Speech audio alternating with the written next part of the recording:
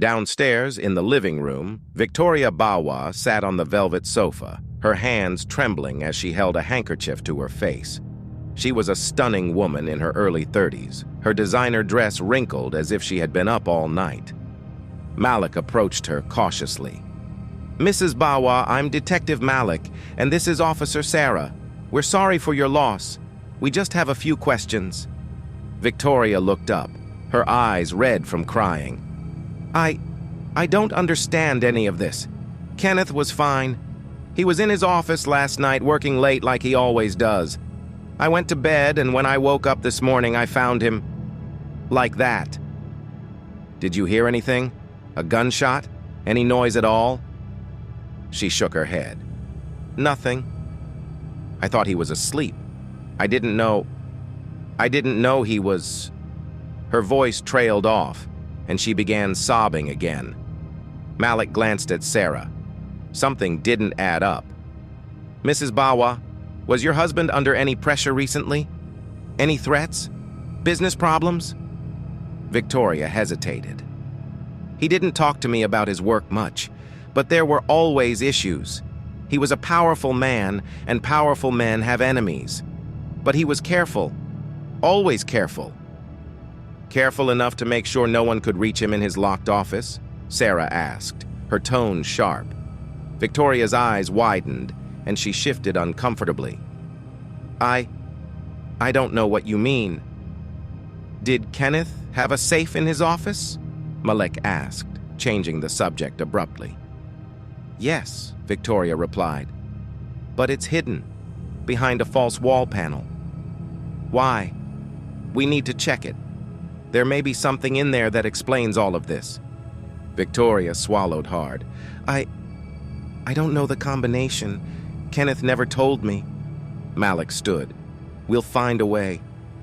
Back in the office, Malik and Sarah managed to locate the hidden panel behind a painting and force the safe open. Inside, there was a pile of documents and a small, unmarked black envelope. Malik grabbed the envelope, feeling a strange weight to it, and tore it open.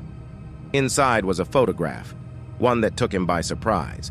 It was a picture of Kenneth Bawa, standing arm in arm with another man Malik recognized instantly. Sarah gasped. "Is that the deputy mayor?" Malik nodded grimly. "Yes, and this changes everything." The photograph was dated 2 weeks ago, long after the deputy mayor had publicly denounced Kenneth Bawa, calling him out for his shady business practices. According to the media, the two had become bitter enemies. But this picture showed them laughing together, as if they were old friends. "This wasn't a random killing," Malik said, piecing it together. "Someone wanted Kenneth silenced, but they also wanted us to believe it was a suicide." "But why the deputy mayor? What's his connection to all this?" Malik's mind churned with possibilities. The deputy mayor was a rising political star, known for his crusade against corruption. But what if it was all a front? What if he and Kenneth were working together, pulling strings behind the scenes? Suddenly, Malik's phone buzzed. It was a message from an unknown number. "You're getting too close. Back off, or you'll be next." His heart skipped a beat. Whoever was behind this was watching them right now. But there was something even more disturbing about the message. Attached to it was another photograph, this time of Malik himself, taken outside Kenneth's office that very morning. He showed the message to Sarah. Her face paled. "They know we're on to them." "We can't back down now," Malik said, his voice firm. "We need to find the deputy mayor and make him talk." The next day, they confronted the deputy mayor at his office. He was smooth, calm, and overly confident. "Detective, I don't know what kind of wild theories you're cooking up, but Kenneth Bawa and I hadn't spoken in months," he said, leaning back in his chair. "That photograph means nothing." "Then why are people trying to kill anyone who gets close to the truth?" Malik asked, his voice steady but laced with anger. The deputy mayor's expression didn't falter. "I suggest you watch your accusations carefully. You wouldn't want to end up like Bawa, would you?" As they left the office, Malik's gut told him they were missing something. something crucial. The deputy mayor was involved, but he wasn't the mastermind. That night, Malik sat in his car replaying the case in his head. Something nagged at him, Victoria Bawa. There was a coldness in her eyes that he couldn't shake, despite her tears. Suddenly, it hit him. He grabbed his phone and called Sarah. "We've been looking at this all wrong. Meet me at the Bawa house, now." Inside the Bawa mansion, Victoria was nowhere to be found. But as Malik and Sarah searched the office again, they found something that had been hidden in plain sight all along.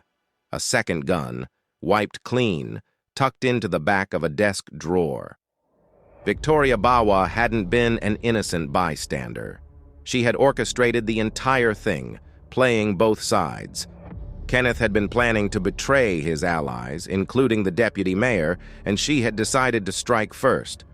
But it was her who pulled the strings, manipulating the crime scene to look like a puzzle no one could solve. As Malik and Sarah pieced together the final clues, they realized they had been chasing ghosts all along. The real mastermind had been right in front of them, and Victoria, she was already gone, vanished without a trace. But there was no doubt in Malik's mind. They hadn't seen the last of her, and somewhere in the shadows, she was watching.